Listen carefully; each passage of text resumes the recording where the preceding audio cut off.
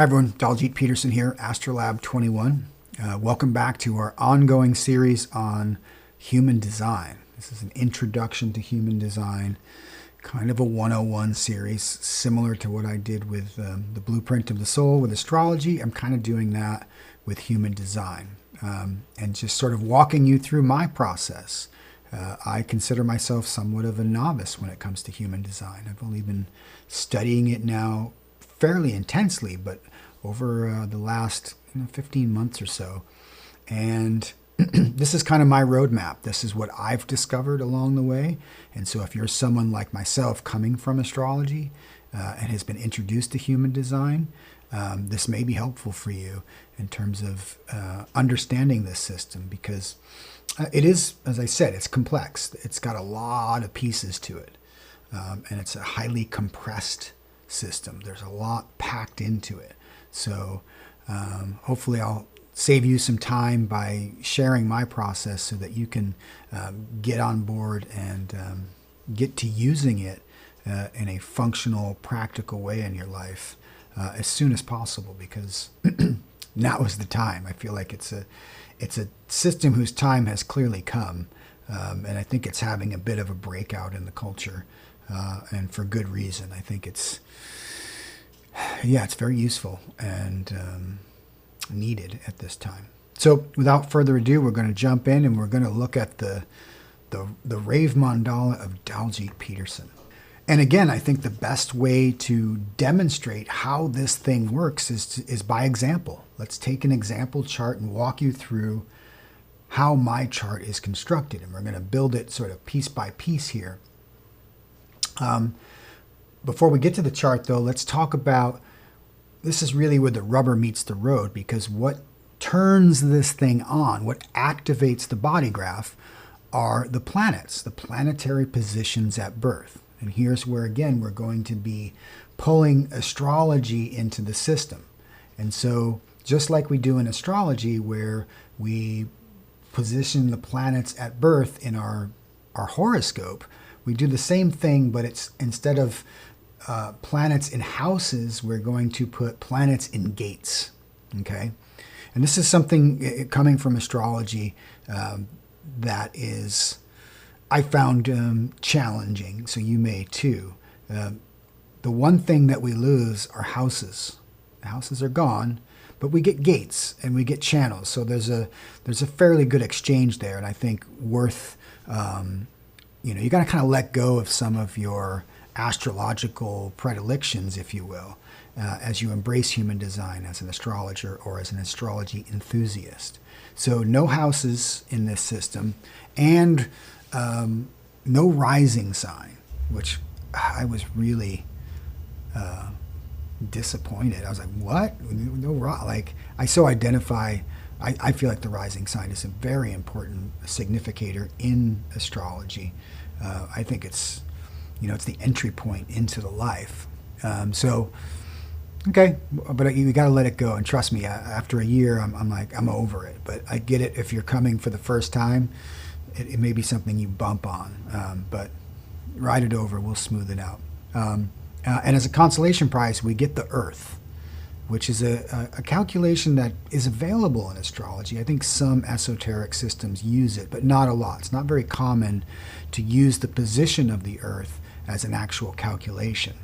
But the human design system uses that, and actually uses it to really good effect, because it creates a phenomenon of a polarity. Because astrologically speaking, wherever the sun is, from our geocentric zodiacal orientation, the Earth is always in the exact opposite position. So in this way, it works a lot like the nodes of the moon, right? If we track the nodes, those are always in perfect opposition to each other, right? Like right now, the north node is in Aries, the south node is in Libra. They're always in the opposite signs, and they rotate counterclockwise they go backwards in the zodiac. But the sun and the earth are doing the same thing. So it creates and we'll learn in a subsequent video, this is a very useful and powerful calculation that determines some very important significations in the human design chart. But suffice to say, we don't have a rising, but we do have now, as the sun and the earth, we have the nodes, and then the moon and all of the traditional planets from Mercury out until Pluto. So, all right, let's go and build the Rave Mandala of Daljeet Peterson. Every time I say that out loud, I feel like I'm in a Seinfeld episode where I'm referring to myself in the third person. But anyway, here's how it works. And it's just like astrology, where we're going to just put our planets at birth into the mandala, right? So to start, I'm just going to clear all the gate numbers, and because I'm going to add them one by one as they get activated in my chart. So we're going to start with the sun. I was born a Gemini. I was born with the sun at 8 degrees of Gemini. So what are we going to do? We're going to go find 8 degrees of Gemini on our wheel here. It should be over here somewhere. And there it is. So this means that it's in gate 16. And I'm bringing up here, you see 16.3. And this is a sort of numerical code or nomenclature you're going to want to be familiar with. What this is telling us is that my sun at 8 degrees Gemini is in the 16th gate, and then it's in the third line. That dot 3 represents line 3. So if we were to go to gate 16 and 1, 2, 3, here's where 8 degrees of Gemini is. Okay, so we're in gate 16. So where in the body graph is gate 16? Oh, there it is right there. It's in the throat center. Okay, and what's gate 16? Gate 16 is the gate of skills, right? And when I first came to this, I was like, yeah, right, I got skills, yo.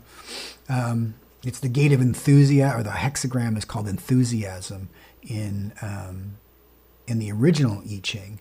And as I said, keynoting is huge here. And it kind of comes from the I Ching. If you think about it, each of the names of the hexagrams is a keynote, right? 16, enthusiasm, right? And similarly, what Ra did when he created what he called the Rave I Ching is he gave each of the gates its own keynote.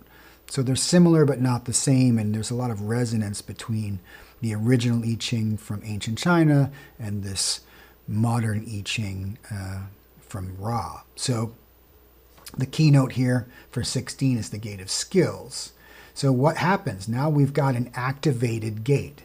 Planets activate gates. And when a gate gets activated, it actually is creating this energy pattern that is trying to activate a channel, right? And this is key to learning, right? So gate 16 in the throat is pointing towards gate 48 down here in the spleen, right? This is what you would call a harmonic pair. The 16, the skills of 16 are always looking to connect with gate 48. It's the gate of depth, right? It's called the well in the traditional I Ching, right? These skills need this depth in order to create a channel. This is known as the channel of the wavelength, right? So it's almost like every gate is trying to hook up with its partner gate, its harmonic gate, right? So 16 is reaching out and say, hey, gate 48, are you there? Let's hook up. Let's get a way for this energy to start moving, right? So we have our first activation, and that's what all of these 13 placements are going to do. They're going to activate different parts of this chart, and the chart will then show us where my energy is flowing, if you will. All right, so the second planetary position we're going to look at is the Earth. And as we said, always opposite the sun, so it's at 8 degrees of Sag, so we know it's going to be up here. And there we have gate 9. And of course, it's going to be in the third line, exactly opposite. And then you see this little upward triangle pop up here when we look at gate 3. This is a indication that this planet, the Earth, is actually in exaltation in line 3 of gate 9. And this, again, is terminology that you'll be familiar with if you come from astrology, the idea of exaltation and debilitation, right? Certain planets are exalted in certain signs, right? Saturn is exalted in Libra, but it's in detriment in Aries. So Ra borrowed that concept, and so each of the lines of every gate has an exaltation and a detriment, where one planet will be exalted and another will be in detriment. And again, this is not a moral judgment. This is a non-duality. This is just this and that. Exaltation isn't good. Detriment isn't necessarily bad. It just is. So a planet exalted is going to give one aspect, one sort of indication, one that might be in detriment. You know, it might have a negative utility to that line, but that negative use might be what you need, right? It might be the not that you need instead of the, if that makes sense. And that maybe that doesn't make sense, but it needs saying, and it's something that will become more clear as we dive deeper into it.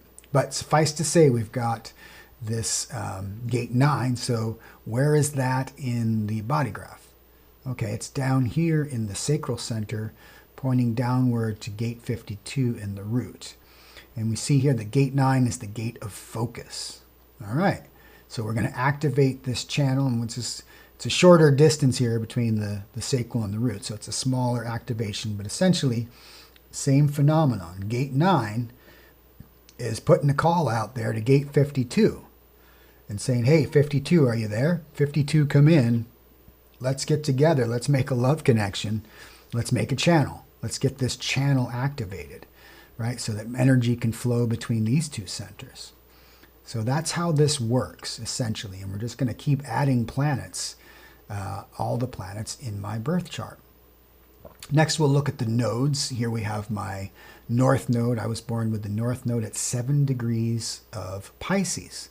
So again, we come over here to Pisces and we see, okay, that's gate 37. It's in the second line of 37 there, okay. And then where is 37 in our body graph? Boom, down here in the emotional center. And what is gate 37? It's the gate of friendship. It seems nice. You know, I'm destined to have some friends in this life. It's good. I won't be all alone. So 37 gets activated, and it points towards gate 40 up here in the ego center. It's trying to make a connection there between the emotions and the ego. And this is the channel of community. So, all right, got another activation. Let's keep looking here. What else we got? South node, obviously exactly opposite. It was going to be down here in Virgo. We see gate 40, and we know it's going to be in line 2 because it's exactly opposite. There it is. Another position of exaltation, which means that the north node likes being in this second line. So when we read the keynote for that second line, and that's something else. You know, we're showing the keynotes of the gates here, but actually every line has a keynote as well, which adds another layer to this interpretation. But I'm not going to get into the lines here. We're just going to look at the gates just for the sake of brevity. I don't want to overwhelm you with too much information. I think I'm already doing that enough as it is. But suffice it to say that 42.2 or 40.2 is an exaltation position for this node. And now we have another gate activated. And look at that. Something magical is about to happen here, right? The 40, which is the gate of aloneness, is in the other end of the channel of the 37, which means as it reaches out, we have our first channel definition. The 3740 is getting activated, and this is what's known as the channel of community. This is a design of the part that seeks a whole. This is connecting the emotions with the ego. And so what happens when you get an active channel is that it actually creates definition in each of the centers from which it originates. So, boom, all of a sudden we've got color. These centers are coming alive, if you will, right? This connection allows energy, my emotional energy from gate 37, my desire to be supporting and loving relations of friendship, is connected to this gate 40 of my willpower to go out into the world and work hard and be alone for long periods of time so that I can come back to the ones I love and support them. As we'll learn when we look at circuits and channels in the next episode, this is part of what's known as the tribal circuit. It's all about support. This is actually what's known as the tribal bargain. And we'll see in my design, this is a very important channel.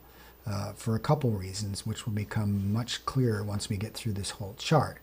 But suffice it to say, I have my first definition, right? This makes me an emotional person. It makes me a driven person by nature of my ego. And just something to mention, it's very typical when I first came to human design to get really excited about definition, right? And I think it's just because those colors, right? All of a sudden this thing starts to pop and you're like, ah, yeah, I got definition, right? Versus when they stay white means you don't have definition. You don't have a channel that connects those centers, and it feels like, oh, you feel a sense of lack. And it's not the case. It's another one of those things. This is a mantra you'll keep hearing from the human design system is, this is not a moral judgment. It is not better or worse. It is not good or bad. It is just this and that, right? Definition is nice because what it means is that anytime you have definition in a chart, that's an energy that you can rely on. It's dependable. It's defined. It will always be there for you, for better or for worse, right? But the downside of that is that it's also very narrow. Definition narrows. So you only have that if you are defined. Whereas open centers are just that. They're open. So if you have openness in your chart, say you have an open spleen, you're open to possibilities. You're open to things that are healthy. But the downside of it is open centers are also more susceptible to being conditioned by outside forces. So all of this is a bit of a double-edged sword, I should say, and comes with good and bad. But it's not good or bad, it just is. So it needs to be said, although it's natural to be enthusiastic about having definition. It's exciting to see. So another caveat, but now we've got some definition here. We've got some color in the chart. So let's keep going and see if we can make any more connections on this body graph here and see if more energy can move around the circuit. So next, let's look at the moon. I've got an Aries moon at 5 degrees. So we'll come over here to Aries, and that's going to put us in the 17th gate, and that's in 17.2. And we see the downward arrow here, which means that the moon is in detriment in the second line of the 17th gate. And so let's look for 17 here. Oh, it's up here in the ajna, all right, pointing down to the throat. And it is the gate of opinions. And I had a good chuckle when I first learned this about myself, that I have an Aries moon in the gate of opinions. Anyone who knows me well will be like, fuck yeah, he does, right? I'm someone who known to be opinionated over the years. And it's in detriment, so sometimes would indicate maybe my opinions could get me into some trouble. Also true. But anyway, that gives us activation. So now we've got this channel that's looking for the 62. That would love to be able to get these opinions out and have a way of expressing them, right? So that 62nd gate would give a voice to my opinions, to my ideas, if we can get that channel. So let's stay tuned and see what happens there. Next, we have Mercury. My Mercury natally is at 15 degrees Taurus. We go down here to Taurus. We see that's in the second gate, in the third line, and then we're going to look for the 2 here, and it's in the G center, right? What is the 2? The 2 is the gate of higher knowing, and well, that sounds pretty good. It sounds kind of highfalutin, doesn't it? But it's like, yeah, I've got the gate of higher knowing. And it is. This is a very powerful gate, as we'll learn when we learn about something called the monopole. But suffice it to say, this gives me a new definition that it's looking downward to the gate 14 in the sacral center that wants to hook up. It wants to get connected to, remember, this is a motor, right? This is one of the most powerful motors in the whole body graph. And if I can get gate 14, my sacral energy, moving up into my G center, I'll have a real power to my sense of movement and direction in life. So that's an interesting one to watch. So we've got more potentials here for channel definition. Next, we've got Venus. My Venus was at 8 degrees Cancer when I was born. So here we get the 52. And as we see, this is going to give us another channel, it looks like. The 52-6 another position of exaltation. And the 52 is here in the root center. So with this gate of inaction now activated, and activating that half of the channel, we have our second channel of definition. And this is known as the 52-9 is the channel of concentration. This is a design that gives me great focus. So now we've activated another channel, which means we've activated 2 more centers. Now suddenly my root center and my sacral center are activated, right? Very cool, right? So now this energy can flow, this pressure to sit still and concentrate comes up into the sacral center, which gives me this great power to focus, right?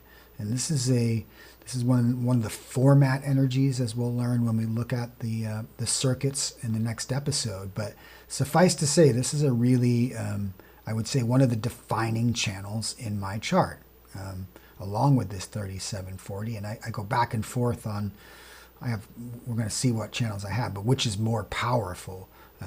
This one seems to really fuel my ability to, well, you know, creating this presentation, for instance. I've spent many hours putting this thing together. Lots of details, lots of pieces, and sitting in silent stillness and concentrating and focusing on these details. Well, this is where I get that energy. This is something that is really natural for me in my design. This is one of the key features of my circuit, if you will. So interesting to get that validation and an insight, right? I was like, yeah, I do that, you know, and I also, you know, in my occupation, my profession, my career for my whole life has been as a film and television editor, which essentially involves sitting at a computer for hours a day and focusing intently on putting together the details of television shows and documentaries and videos and such. So, and a lot of people are just like, how the hell do you do that? How can you sit all day and focus like that? This is how. This is a very concrete example of how these body graphs can really show you where your innate abilities are. And this is clearly one of my innate abilities, is this channel of concentration. So, very cool. So now we've got 2 defined channels, which gives us 4 defined centers. So we're starting to see this energy pattern. But notice that this energy here, the 52-9, gets to the sacral, but it hasn't anywhere else to go yet, right? And we'll see what essentially with the 2, we can see sort of how the gate 14 suddenly has a lot of pressure. Gate 9 now is like, hey, 14, why don't you get up and talk to the 2 so we can move this concentrated, focused energy and everything we've learned up into the G center so that we can use it to give some direction to life, to figure out how to go, where to be, who to be with, right? This is how this thing works, this flow of energy. It's a flow chart, right? So let's look for that 14, because that would be an interesting connection to make. Okay, so we keep going.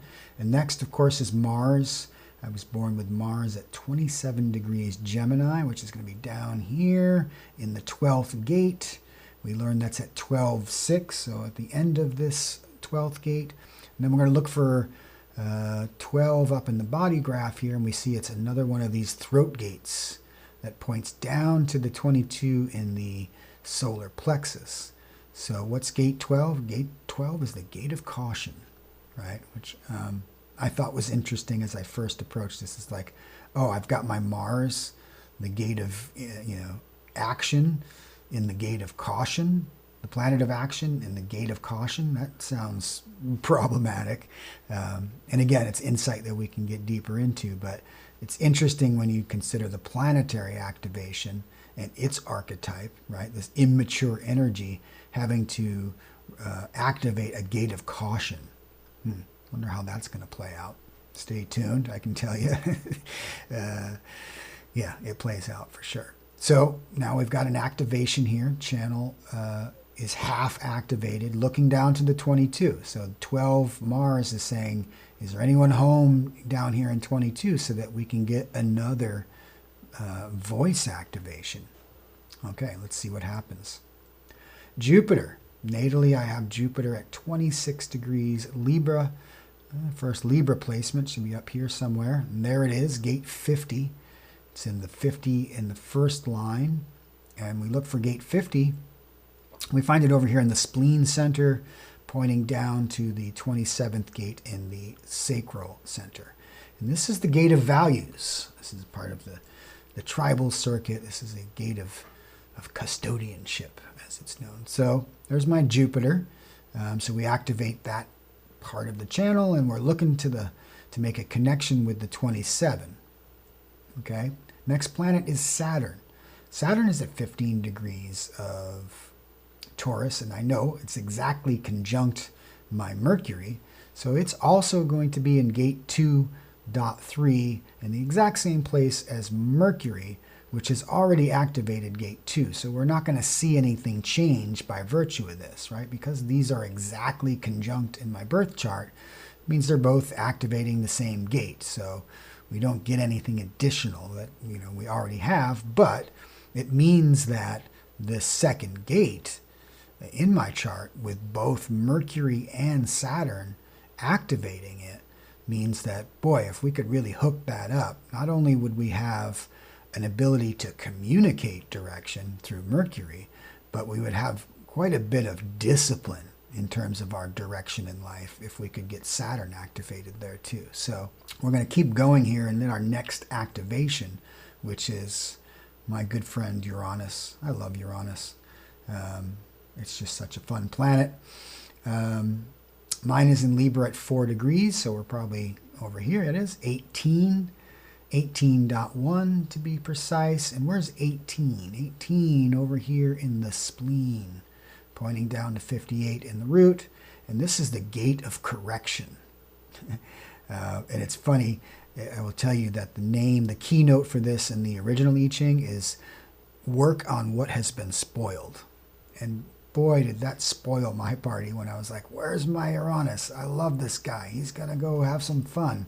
And he's in the gate of correction, right? It's kind of like Mars in the gate of caution. It's like, that doesn't sound fun. It doesn't sound liberating. But actually, as we'll learn, and as I have learned, there's actually this correction is to find the correct aliveness and liberation of the human condition, if you will. So again, you can't put judgment on these things. And again, this is another point I want to make and really hammer home for people who are coming to human design, because a lot of this language can be difficult. This idea of correction and caution, and these words can be like, that doesn't sound, I don't like that, right? But they all have multiple layers of meaning, and there's a juxtaposition to all of them that, correction is really just that, working on what is correct. And through that, recognizing the correct thing is liberating. So, having Uranus in the gate of correction at first blush seems restrictive, but actually there's a lot of liberation in it. And this is true of all these esoteric systems, but it's just something I'm just sharing you, like I said, my process as I came to it. So don't get all bent out of shape if you don't like the sound of some of your gate activations when you first encounter them, because on deeper study and understanding, you're going to find that it is who you are, and it is part of how you are meant to operate correctly in this lifetime. So embrace it. All right, so we're going to activate that channel in 18 and look for the 58 to maybe create another connection here. And maybe bring so now you can see we have two opportunities to activate my spleen. If we can get the 27 or the 58, that would hook up the spleen to both the sacral and the root center. So possibility there. So let's move on. Let's get our friend Neptune. 29 degrees of Scorpio, my Scorpio planet. It's just 12th house. Although we're not talking houses here, but it's an interesting placement in my horoscope for sure. We find it up here in gate 14. We find out it's in the 6th line of that gate. Okay, where's 14? Well, we've been looking for 14 here, right? We've talked about 14 as being a potential conduit of some energy. And so 14 is active. It's the gate of power skills. And here, gate of correction, not so fun. Gate of power skills, I'm like, yeah, bring it. Give me some power skills. And this is a very powerful gate.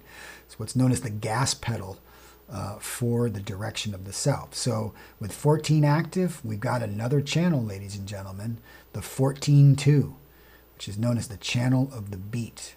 And I can tell you, when I first read this as a former DJ and a music aficionado, having the channel of the beat was music to my ears, literally. And I do love this channel. I love this about my design. But essentially, giving us this channel now gives me an activated G center, right?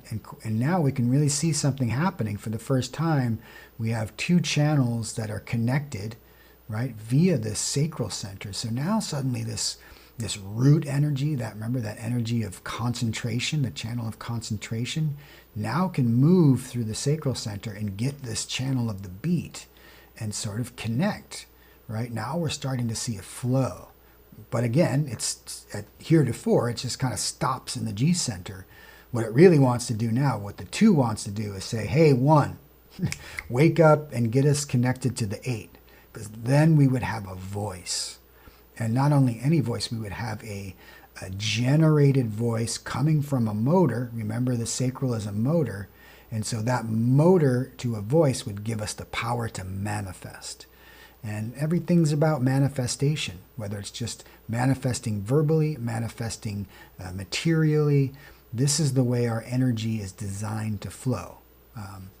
And so let's see. Let's stay tuned and see what we get. Now, we only have, one planet left here, and that is Pluto. Now, I have Pluto natally at 24 degrees Virgo, which is going to be over here. That's gate 6.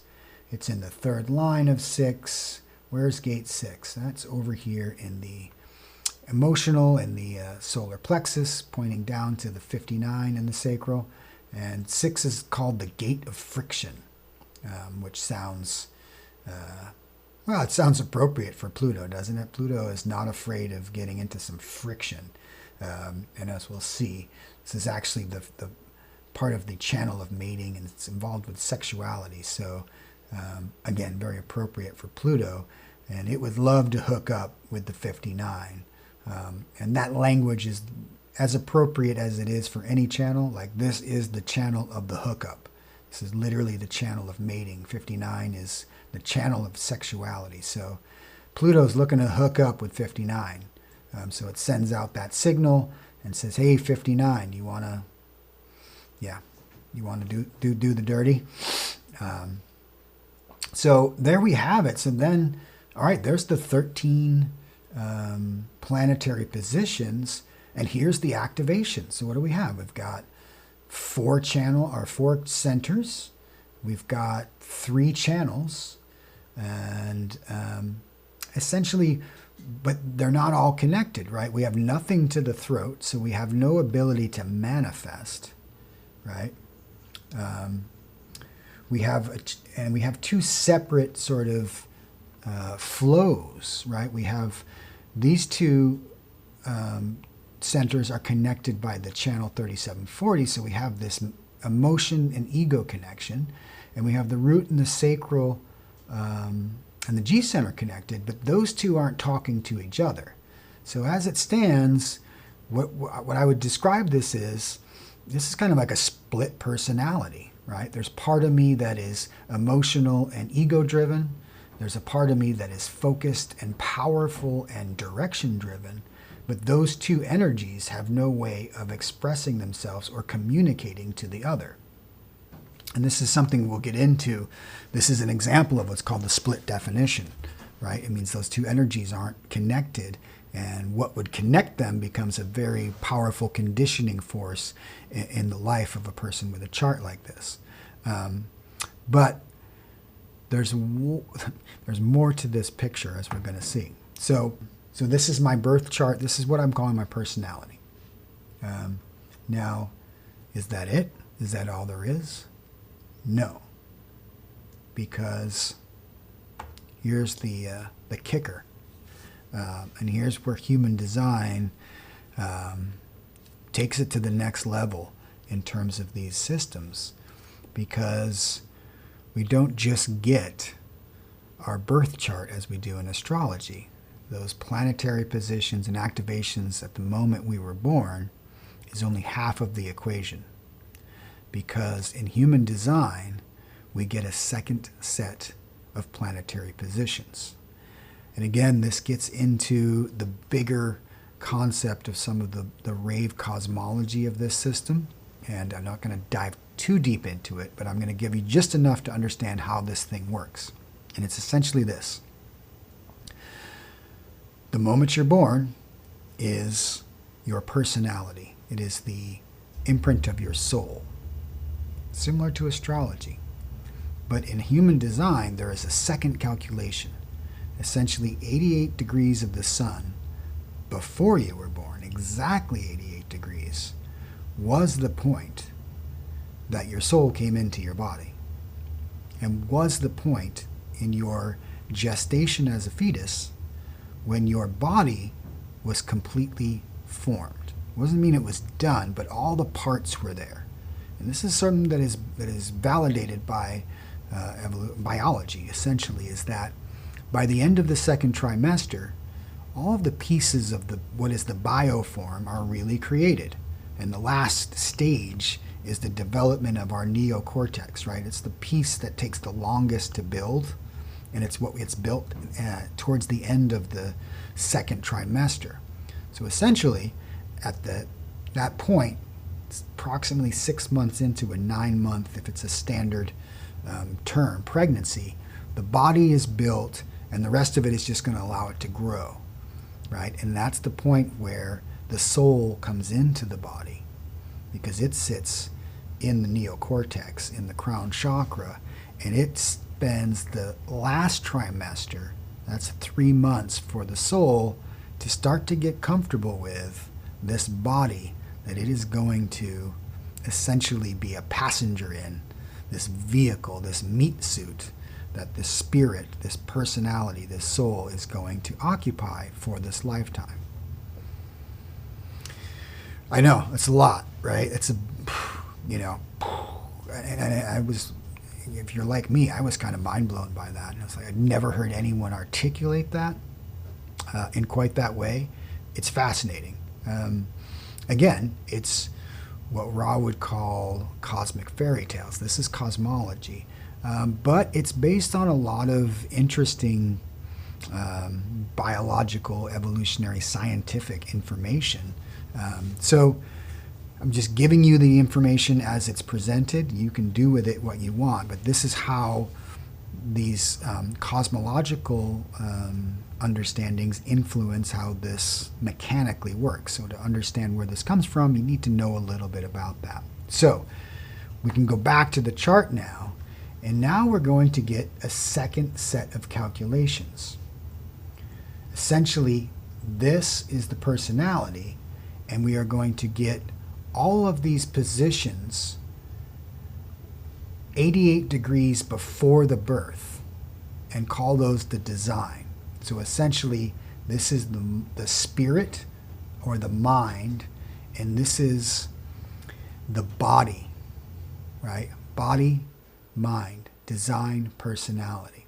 So that means we're going to get 13 more potential activations. So this is only half the picture, right? These black lines and this activation from my personality is one side of the story. It's my soul. It's my mental capacity. And essentially, this is what we're going to say is this is who I think I am. This is what we're going to understand as being consciously aware. I'm consciously aware of these channels, of these gates, and of this essential design. But with the design itself and the body activations, I'm not really aware of these. These are what we would call unconscious activations. And this is essentially what we inherit from our parents and from our ancestors. This is sort of the genetic inheritance of the body, and I would call this the spiritual inheritance of the soul. It's kind of how I like to think of it. I don't think Ra ever articulated it that way, but to me, that's a good way of understanding these two different sides of the mandala that come together to form the complete rave. And this is what we know as the quantum field. And this is really, again, this is part of the beauty and elegance of this system. And if you can grasp this, boy, you're really onto something. I'm telling you, it's magic, and it is practical magic. And that's my favorite kind of magic, the shit that works, right? So, all right, so now we get to keep going, and we're going to get some activation. So what we'll learn is that 88 degrees of the sun before I was born in Gemini, the sun, if we went back 3 months or so, we would see the sun was at 10 degrees of Pisces. So now we're going to come over and find Pisces here on the wheel. 37, now, okay, 37.5. We already have the 37. Our north node's in the 37. Now it's a different line, right? 37.2, 37.5. So right away, not a new activation because we already have the 37. But you can see by virtue of having this design sun, I've got a red line here. And this is another very important thing to understanding the body graph. Personality definition is defined by black lines in the channels. And design definition, we use red to define a channel, okay? And I'll talk more about that later and how we can look at that. So we've got our activation. Let's look at the next thing is going to be our design earth. Again, with gate of friendship, we know that's the gate of friendship because we've already learned that from my north node, right? So the design earth, which is going to be exactly opposite, 10 degrees Virgo, well, we already know that's in the 40 because that's kind of the same thing as my nodes over on the personality side. So we'll add a red line from the 40, and what we got here is now I have double definition in this 3740. Not only are my personality nodes defining that channel, my design Sun Earth defines this channel. And this is an interesting phenomenon. This can happen, and it does happen often. But what it means is, as I said earlier, this 3740 is a really defining channel in my body graph. And this is why, right? I've got a doubling down of a conscious awareness of this emotional connection to my willpower, and I have an unconscious connection. And there's a cool way of looking at how this conscious and unconscious energy flows. Here's a cool analogy. Imagine that this body graph is actually a map of a town, right? This is the town of Daljeet, and this is an overhead view of the roads in the town of Daljeet, right? Anywhere where there is black is a road, and we can see it, right? It's conscious. But anywhere where there is red, it's like it's a tunnel. From our overhead view, we can't see what's moving through the tunnel, right? There could be energy in there. It could not. We don't know. It's unconscious. So it's as if there's a road between 3740, to which I am aware and I know that energy, and beneath it, it's like a tunnel that also connects these two centers, that is less aware, that is unconscious. It's no less powerful, it's no less impactful, but it's just a different way of accessing it particularly from the perspective of the personality, the mind. And this is, who we think we are. So it's easy to access the black. It's much more challenging to access the red definition in our chart. And so we'll see how that plays out as we look at the rest of these planetary positions based on my design. So we've already established 40 as the gate of aloneness. It's the channel of community. But now I have two channels of community. I've got a road and a tunnel, right? I've got a conscious and unconscious connection to that energy. If we look at the north node on my design side, that's going to be 12 degrees of Pisces. That's over here in gate 63, 63.1. And where is that? That's up in the head center here, looking down to the ajna. This is the gate of doubt. Okay, so I doubt I have unconscious doubt, right? So we make this little red connection. That's going to try to connect to the 4. And here we have the first activation in my head center, something to be noted, right? In my personality, we had nothing in the head. It was completely open head, the only completely open center in my personality. Anyway, now we have some activation in the head. I'm not headless, which is good news. The south node is at 12 Virgo, of course, the exact opposite. So that's going to be 64.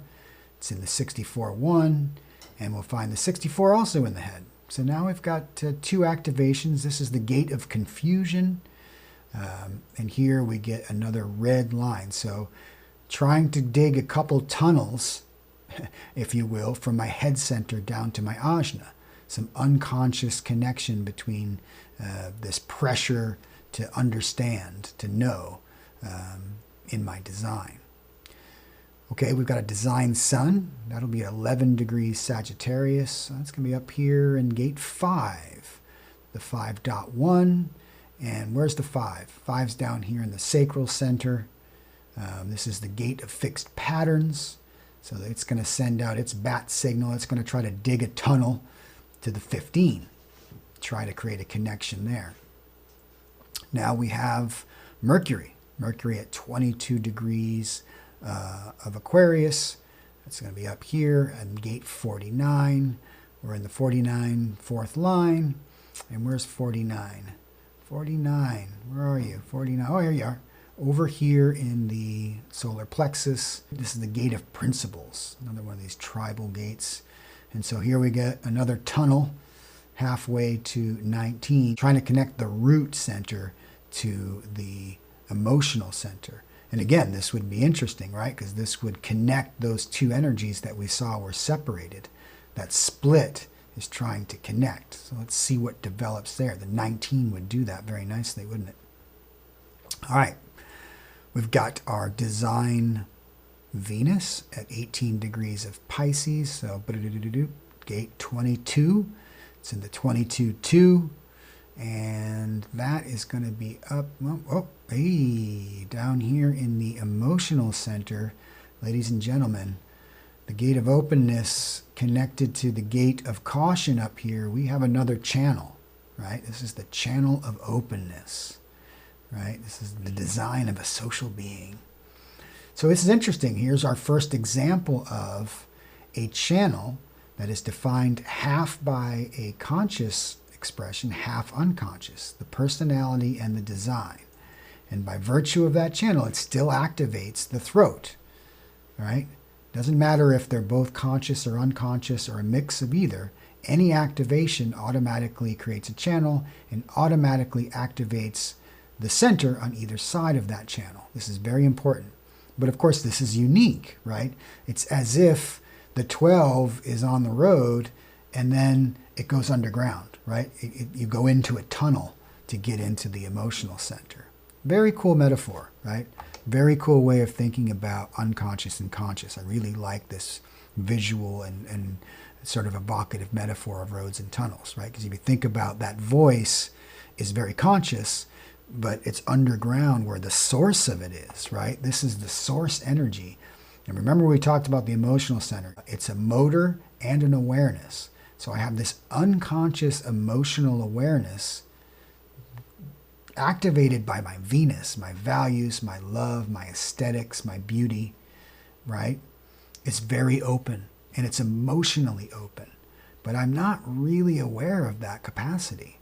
And it's as if my Mars up here in 12 that wants to speak, that wants emotional authority and wants to be able to express emotionally, but is actually very cautious, ironically, doesn't really know how to express this, which means it may come out in very strange ways. And maybe oftentimes I express myself emotionally in unconscious ways, and I will say something and I don't even know where that came from.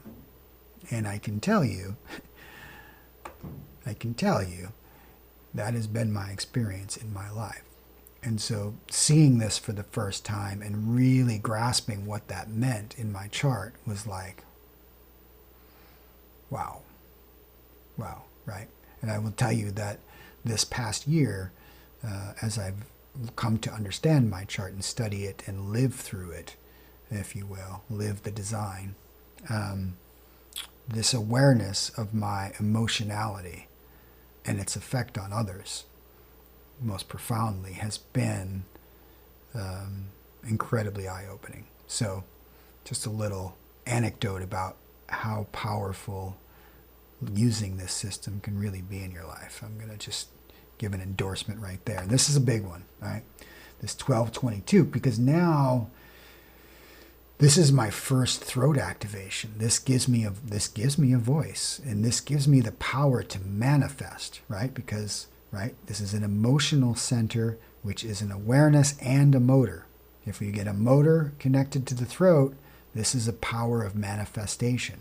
So suddenly this becomes, I'm not going to say it's more important than either of the other channels, right? But it does have a special quality. It has a voice. It can speak and it can act and it can do. It makes me a doer. And I very much am a doer. So it's really insightful to see how the mechanics of this work. But let's keep going because we have a few more positions and I want to get through this in a reasonable amount of time, although it's worth spending time on this. This is really, I don't know about you, but I'm having fun sharing this process with you guys. We look at my design Mars, that's going to be at 25 Aries, which gives us another gate, gate 42, over here in the 6th line.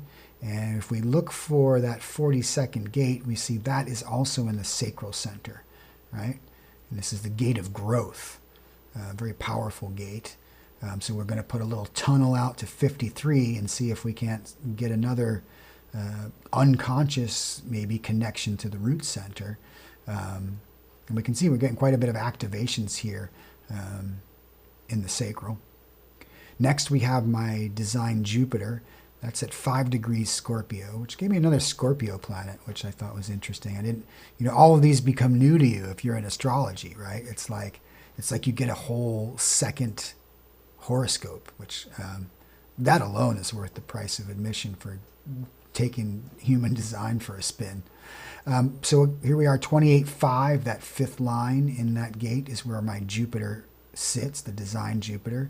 And we see 28 is over here in the spleen, right? This is the gate of the game player, which I love. I am a game player. I've been playing games my whole life. Ask anyone in my family. I love playing games.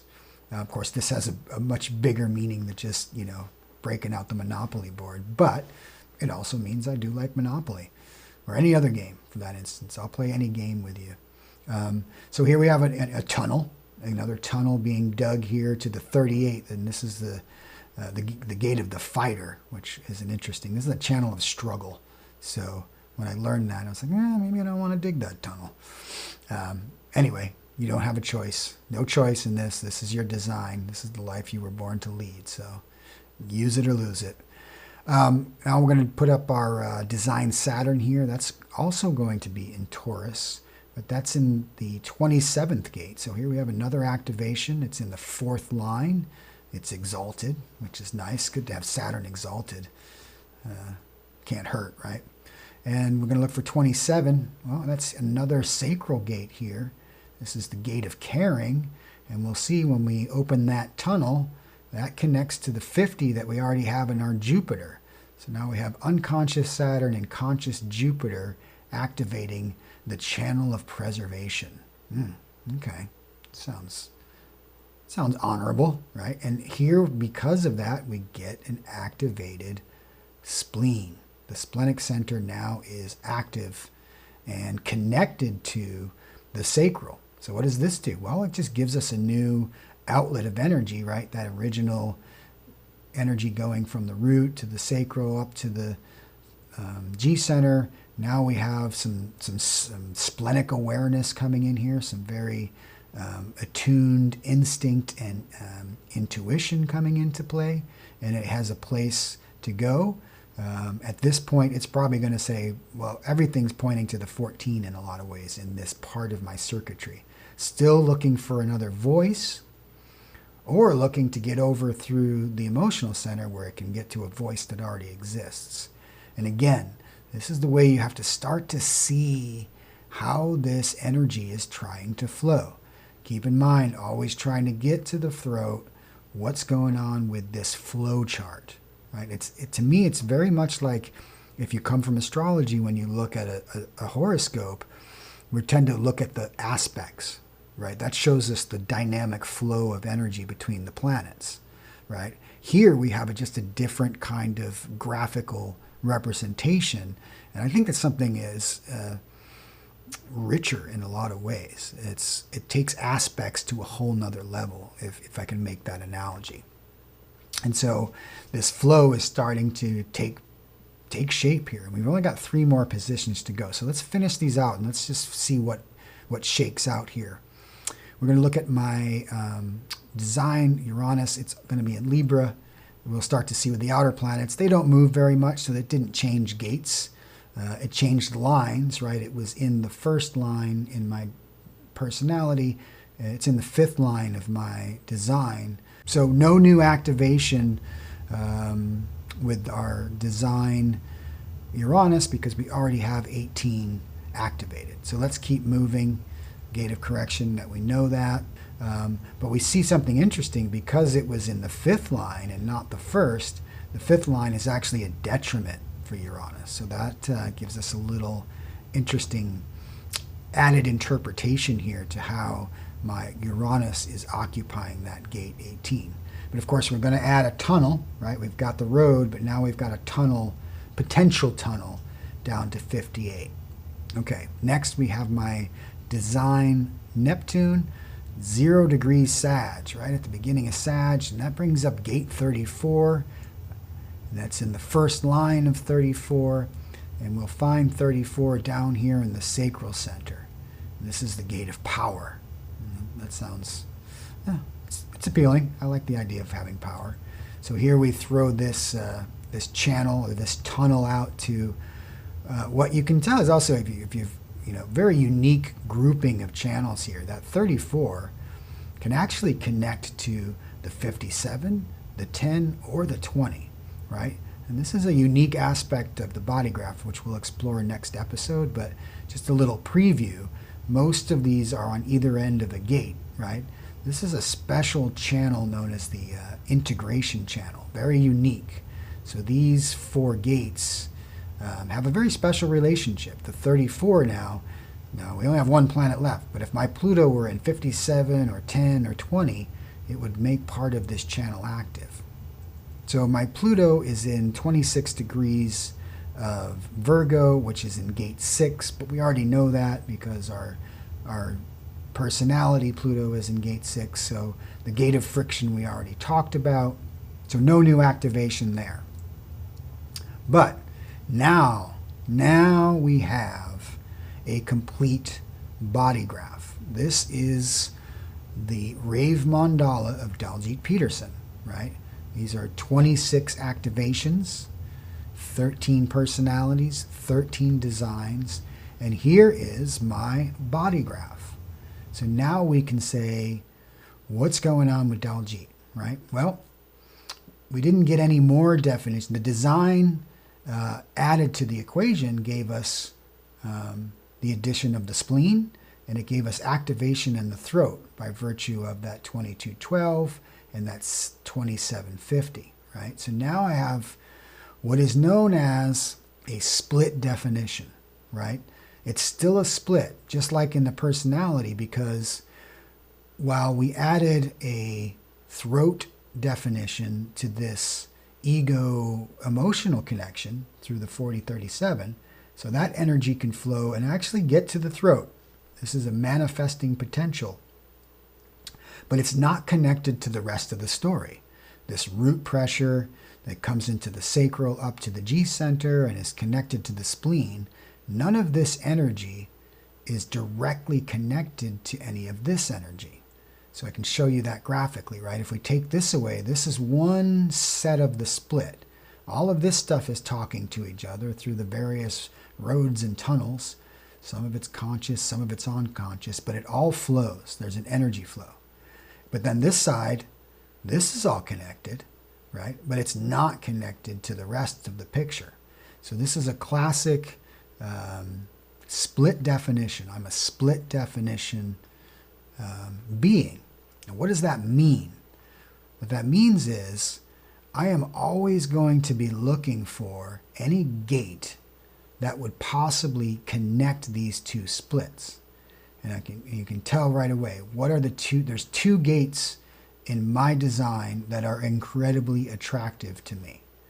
One of them is gate 59, right? Because if I have gate 59, or if I meet someone who has that gate, and I am in their aura, say I have a relationship with a partner who has gate 59, well, that person will complete me, right? You complete me, right? What is that? The Jerry Maguire quote, right?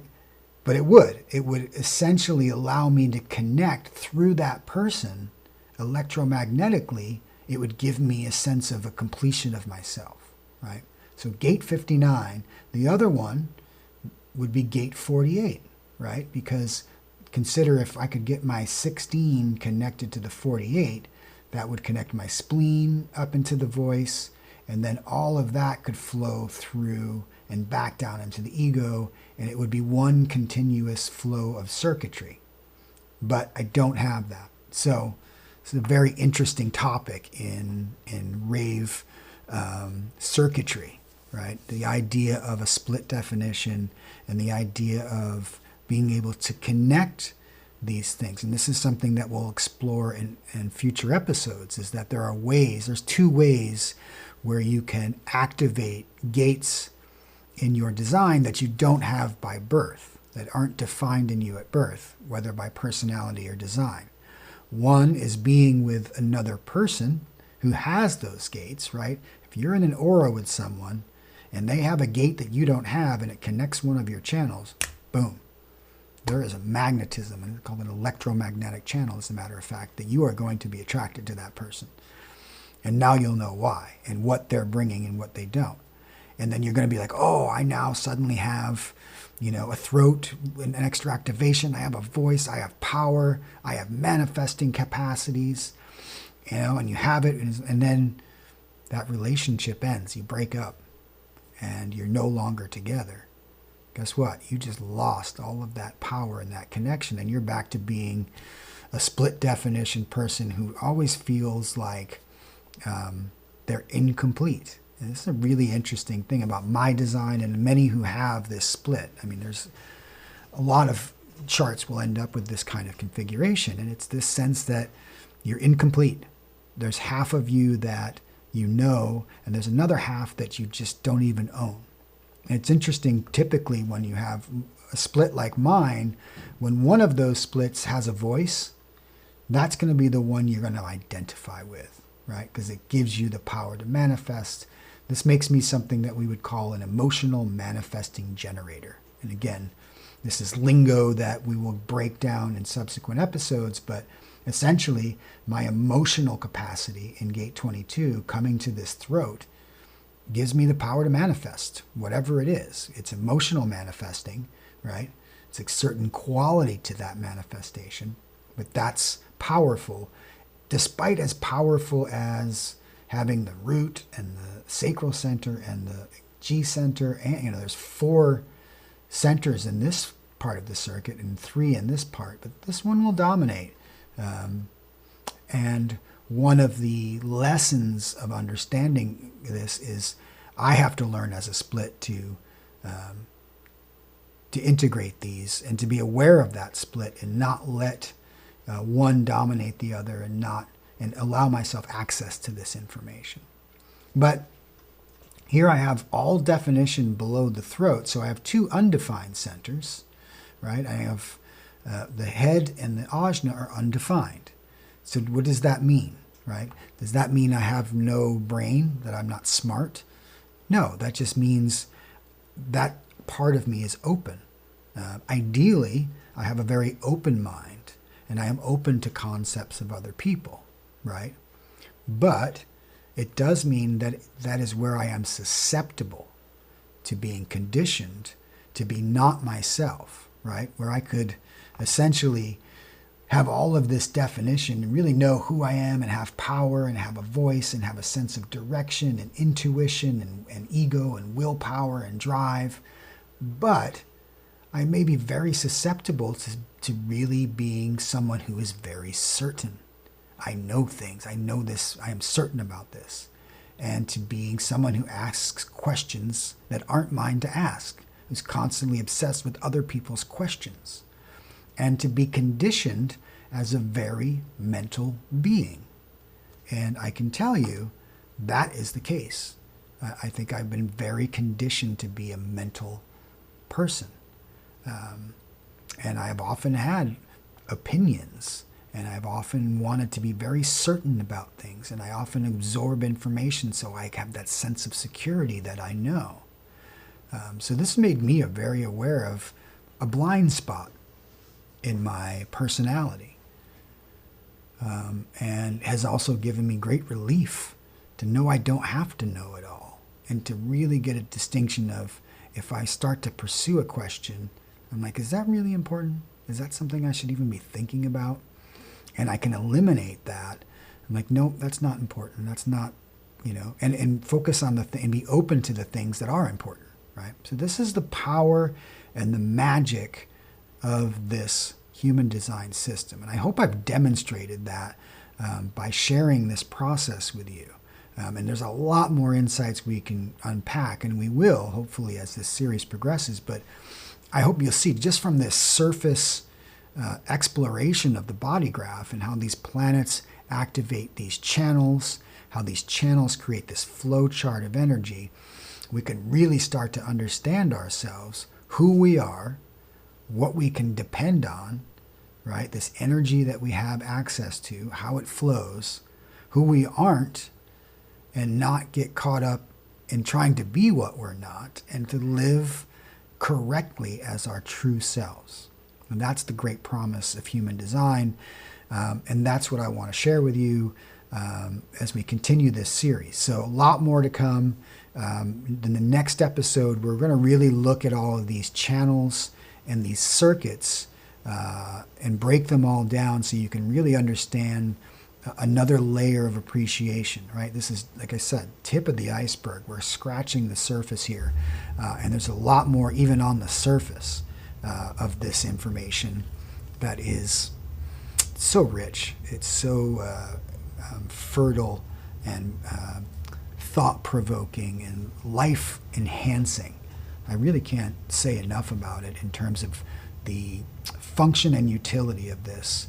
And as we said, we're going to explore the mechanics of the Maya, right? And this brings up another point, and then I'll just maybe end with this, is that essentially what's happening is these two separate activations, the red and the black, on their own are just part of the story, if you will.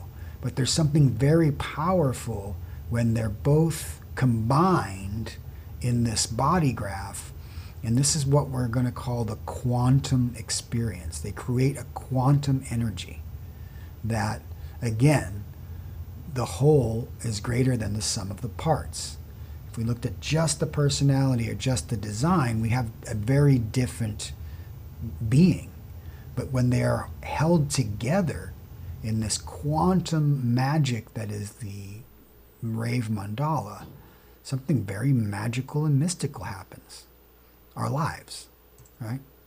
So, as I said, that's the next time we'll look at channels and circuits. You'll see the little preview. That's our next title coming up in the next video. Again, if this has been helpful, and I hope it has, if you're still here, I think you're interested. So thank you for your attention and for your interest. If you like the video, as always, thumbs up. Subscribe if you haven't already. I think there's going to be a lot of good information, a lot of good content coming on this channel this year and the years to come. And yeah, that's it for now. So we'll see you in the next episode. Until then, Sat Nam.